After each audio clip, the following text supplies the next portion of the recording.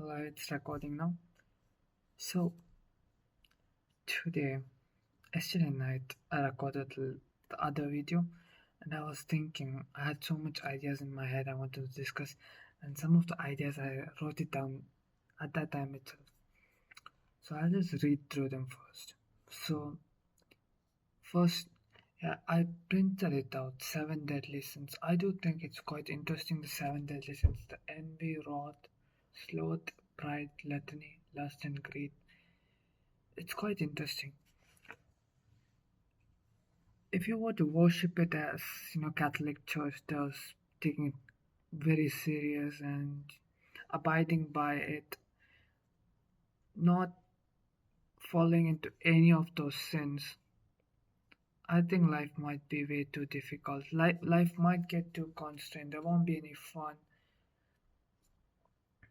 As a modern teenager, almost getting into adulthood, it would be a disaster to do so.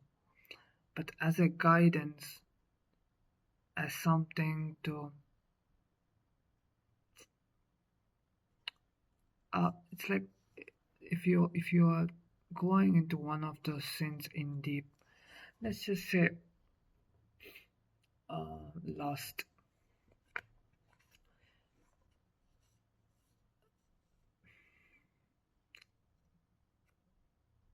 Being in love with a person is a beautiful thing, but lusting and getting into prostitution or look, what I'm looking at here is that I have printed it out. There's a diagram connecting each sin with every other sin and forming a correlation, and there are examples written on the correlation ones. So for example, lust, it is with other correlation with other sins, it's prostitution, adultery, domestic abuse, QQ, and trophy wife, and edible on this. I think it's edibles, I guess. So there are many ways one could deviate from their goal with lust. Also, but in a loving relationship, lust is kind of essential. It is one of those things which keeps a relationship interesting. Uh, it is something. It is something any human needs to feel. Without any of the sins, without doing any of the sins, a person cannot learn from it, learn from life. Life fucks up us in different ways, but most of us learn by making mistakes, and sins are these mistakes. So we make these mistakes and we try to correct them. That's how we learn. Alright, and that's seven deadly sins, and seven of them, each of it is their own. And I just, in my head, it just clicks perfectly. It just clicks that if I were to fall into any one of them, my life would go downhill. So if I were to do one thing, and if I were to if I were to fall prey to any one of the sins for too long, I can catch myself. So it's really nice to have. So when I'm confused, when I'm in a totally new territory, and I see myself getting greedy or envy, like if I'm way too envy of a person, but I didn't realize it. But later, the passive aggression, the wrath, I see where it's coming from. So I can catch myself. Yes, these are normal human sins. There's not much problem with me, but it's normal stuff and normal human behavior. These things are totally normal. But what makes it so different, what makes a person exceptional, is when they can catch themselves and get back to their disciplined, focused life. Yeah.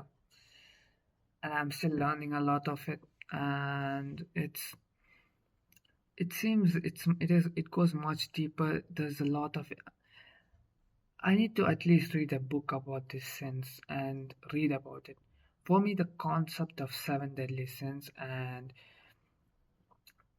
these are most of our bad habits fall into this, and not only bad habits or other anything which could cause our life to fall apart, falls could be could be tangential from these sins.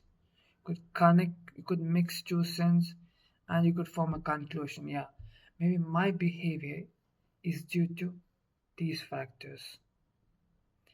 There's nothing there's nothing wrong with me. It's just normal human behavior, normal human sins.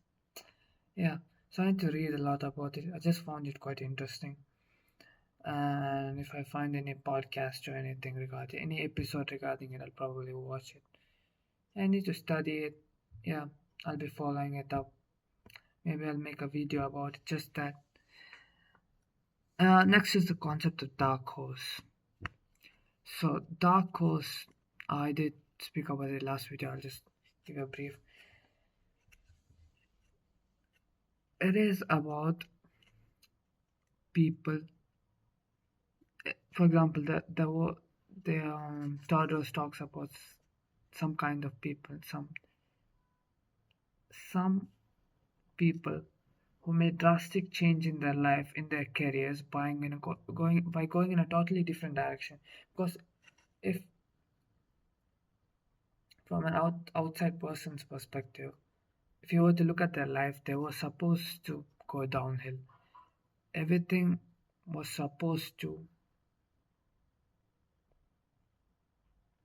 every signs of that person's direction seemed like it was getting worse and worse. But somehow the person did something which was out of ordinary, nobody thought of, which is a person's passion, and everyone ignoring everyone's opinion that you must do this is the perfect path for you. But the person has a gut feeling and does totally different, and gets it going. There are many difficulties on the way, but they still make it. They still make it big. There are many, in that book there are many fascinating stories. You- uh, If any of you gets free time, you should read it. It's really good. I read it once, maybe a year back, so I keep forgetting all the proper stories. I'll probably start reading it again. I have two books which I'm reading right now. I was reading Rich Dad Poor Dad yesterday. So I was reading, I need to read this, Hormozy 100 million offers, and this I'm reading. So both of these I'm alternating. It's good for business also. I'm studying business administration. I just started studying. So these books are quite helpful. It's, for example, if I was studying a totally different course, let's say medicine, and if I were to read this in a day-to-day life, I'd be learning two different things. I'll be going class and be learning biology, pathophysiology, and when I come home, I'll be reading business stories, concepts. It's way too different. Life is much more life. It's easier to it's easier to go through life if everything is much more simpler. I'm reading business. I'm going to business school, trying to do business. What I want to do in future is also business. It's good. It's about books. Yeah, and I don't know much about it. In Mumbai, there is a division of rich and poor, slums and proper urban areas. There's a proper division. There's a drone footage I saw on Instagram where there was a big plot of land and half of it is like proper slums, like slums, like like tents, small houses, no skyscrapers or no tall buildings. The other side is fully green, like parks, apartments, villas, malls, just proper city like. Both of it was just nearby. Just imagine a whole plot. And like half is slums, the half is apartments. It's in Mumbai, India. And I saw some comments on Instagram on the reel. Half of like there were people speaking on how unfair it is, how you need to tax the rich. The rich is the problem making ones. People make too much money and they make money through unfair practices and that is bad and it needs to be stopped. Classic. You know, there was some comments which said nobody is speaking about this. The people from the slums or people from the nicer areas, they buy an apartment there, a nice apartment from a nice building, nice area, nice neighborhood. Everything is good. They have good schools, good parks, good healthcare, hospitals, everything is there. They buy the apartment and they give it for rent. And they move to the slums. For slums is cheaper, everything is cheaper. It's shittier, but everything is cheaper and you could just get some place. So they they move from the nicer place, nicer neighborhood. They give their place to rent to other parties for some good money. It's a good neighborhood, yeah. So there'll be people. It's in high demand. They do that and they move to the slums and they make an income. So they don't really care about their own needs, their own. Oh yeah, I'm living in a shitty area. They don't care about. They just get money. They get good money. They don't care. I think they don't care about themselves. They just care about the money, and they don't want to improve themselves. Or let's think about this. They do that and they move to the shitty place, and they try to make the shitty place a better place. It will make sense. I was me saying much. But they don't do that, I guess. It's, uh, in my experience from reading books, I think it's human nature of what that happened. I mean, I don't really, it's, it's kind of an Indian culture also. I think so. Yeah. A person who wants to improve themselves would only move to a nicer neighborhood and try to improve the area, maybe start a business there or get a good career and improve in that career and make a good form of living, help people, help their friends, make a good community or be part of a good productive community and make the economy a better place and make the place in general a better place. But there are a lot of people are lazy. They want to depend on welfare, which comes for sloth. So a person who is prideful and who moves like a sloth, who has a personality of a sloth, would be called slackers. They will be lacking in life trying to find shortcuts. It's those people who have short-term thinking and doesn't think much, not much long-term plans or wanting to be a better person or making the world a better place. Things such as good morals, such things like that won't exist with them. I do think so.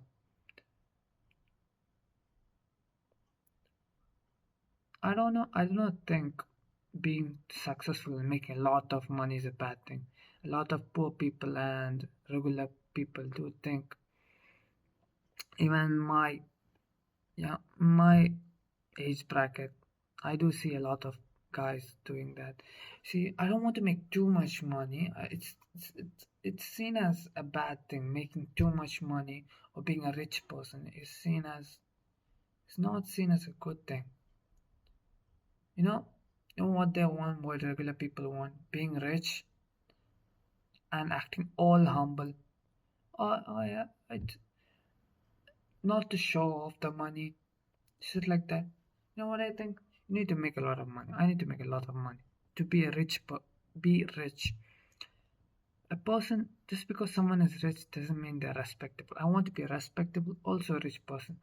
But in a regular person's view, a rich person is not to be respected. They're to be despised. They do kind of, there's that envy, there's that sense of envy, the enviness, envy, the sense of envy. But, how do I say? You envy them, but you don't want to put in the work to be like them. So you become, it's called cattiness, but I don't know, I forgot the words to describe it. But you become a really shitty person. You know how much work you have to do, but you're too lazy to do that. You want to be successful, but you don't want to put in the work to do that. So you just become a shitty person who's just talking shit about the people who are putting in the work, who are making sacrifices to reach that level. It's quite unfortunate to say that most of these people fall under that category, and those category of people try to make everyone else into that category. It's quite unfortunate, but it is possible to avoid them. It takes a lot of mental energy to do that, and that it doesn't mean they're necessarily bad people. It just means they're normal people. For example, if I think this is what I think. If a lot, if a majority of people, no, that's not it. Okay, they're not bad people, but they're average people. That's why they stay average. And if you want to stay average, and if you'll be happy staying average, and if you'll be satisfied and won't have any regrets staying average, well, that's your way. So I want to be an exceptional person. So exceptional person I want to be is because if I want to make money, if I want to be rich, and not only to be rich, but to be respected and to be looked at, not to be, I mean, to be respected and to speak fluently, have the capacity to provide, protect, live a luxurious life, speak whatever I want to. I want to be able to speak what I want. You see, there are consequences if you have a really strong moral, or if you want to speak whatever you want, there are consequences. Especially anything. If you stand for something, there will obviously be people who are standing against you. And having money helps making that stand that you believe in something. And if there is some consequences if you're facing, you can face it with more capital and with more confidence, and you could pull through it. If someone sues you, if someone is suing you, you could, if you have money, you don't have to worry about it too much. You can hire a lawyer. You could do something and get out. But if you don't, just imagine you have to take a loan or you have to apologize, stuff like that. So I do think being rich, for me personally, I want to be an exceptional because if I would regret it, with my personality and with my thinking and with what I have heard. I would regret it if I didn't work hard, if I didn't put all my hours in right now and try to be the best myself, best version of myself. And the best version of myself, me in particular, is exceptional. I do think my characteristics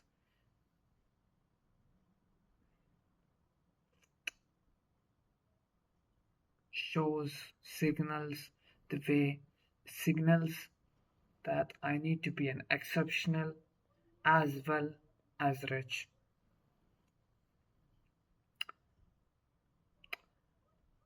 Maybe I'll make a video about it after thinking more clearly. Yeah, I'll put more thought into that.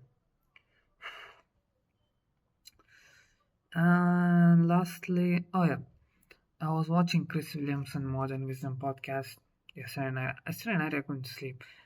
It was a shitty night. Mm, so Cassandra complex, if I remember correctly, it is when you are the first person to something. For example, I think Galileo was the to first person to declare that sun doesn't revolve around the earth revolves around the sun, which was I mean, it was quite a drastic change in his time period because everyone believed it was quite common knowledge that obviously everything revolves around us, obviously. But he was the first person to do so. So everyone was mad at him. I think he was put in house arrest. I don't know if it is him or the guy before that. But yeah, when you're new to something and you are doing something which is totally out of ordinary, which nobody's thought of, you're going against the norm, you're gonna face backlash, even if you're right, especially if you're right. Uh, Chris was talking about the declining birth rate, the birth rate decline. Being forced to want it and him speaking more about it and making an awareness, he was facing a lot of backlash for it. But from what I have heard and from what I have listened to, I do think there is a lot. I do think it is an actual phenomenon which is like happening right now, and everyone's gonna face the consequences of it in maybe like 40, 50 years. Even right now, in some parts of the world, the consequences are happening. Japan, South Korea. I think I think the birth rate is like one replacement. It's below the replacement rate. Yeah, below one. It's quite dangerous. It needs to be around two, I guess. Two. So what that happens is there'll be a lot more old people than younger people. There'll be a lot less younger people. There are a lot less people in general in the future. So the economy always grows. So with less people, more people will be paying taxes, and less people in economy is never good. Lots of people in an economy, everyone putting in their work, putting in their work and money and resources increases our overall economy. Yeah. So he faced a lot of backlash, and he was connecting with this Cassandra complex that if you're forced to something, even if you're right, especially if you're right, you'll face a lot of backlash. Yeah. These are some topics which I just wrote down as I was thinking. I was just thinking about these topics. When you're an overthinker, you think about these topics and you can't really stop doing that. You just keep on thinking. It goes tangential, it goes out of hand, just think about one thing after another. But I have kind of formed a structure where I could just focus on like a few things. Like these things are really interesting for me. I mean, it's not just random stuff I'm thinking about. These things are really interesting. I find it really interesting. And I think about them and I write it down. I journal it sometimes, but journaling is not enough. So I'm making this video. So when I give it some thought and when I talk about it, my mind is much more like oriented. Now I could just control my overthinking a bit more. I don't think I would ever fully control the overthinking, but this is really nice. I can speak about it. I can explain what my thoughts are, ex- put my thoughts into words, and putting it out into the world is really essential for satisfying that intellectual curiosity and intellectual hunger. Filming yourself speaking is one of the best way to do. Yeah, that's about it. Everyone, thank you for listening. Goodbye.